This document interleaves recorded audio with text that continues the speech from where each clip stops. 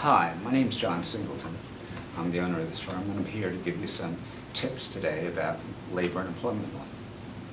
By far, the most frequent question that we get here are from people who've been terminated from employment.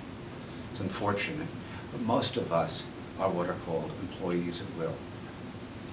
Employees at will serve at the will of their employer, and that employer can terminate them for good reason, bad reason, or frankly no reason at all. So if I walked into work one day and my employer says, "Hey John, I don't like the color of those shoes, or your shirt for that matter," and you're fired. Is that against the law? No. Because it doesn't violate any specific provision of the law. And so if it doesn't, regardless of whether it's fair or not, whether you did what the employer accused you of doing, or whether you just don't think it's a good reason, it doesn't violate the law.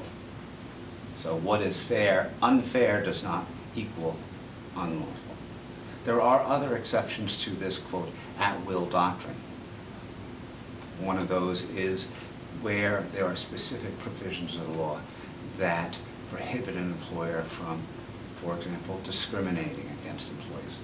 Discrimination on the basis of age, sex, religion, national origin, mental, physical handicap are all things that there are laws that have been passed that prohibit an employer from using that as criteria for terminating someone. There are other various laws that are written, and in fact some of those may have different enforcement mechanisms through, let's say, the EEOC or other agencies that are created. There are those of us, finally, who are covered by contracts.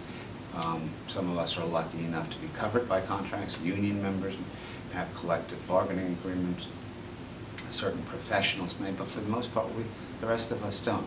So that leaves the one last exception, and that's what's called wrongful discharge. And wrongful discharge is where that discharge violates some clearly enunciated public policy. For example, the law says people can't be discharged for filing a workers' comp claim. But there's no mechanism created to enforce that law. So if a person were terminated for that, that is called a wrongful or abusive discharge because it violates some public policy. So where the legislatures or the politicians have created a public policy that says we don't want this, if that termination violates that public policy, that may be unlawful. If you fit into one of these criteria and you feel like you may have been terminated unlawfully, give us a call. We'd be glad to help. Thanks a lot.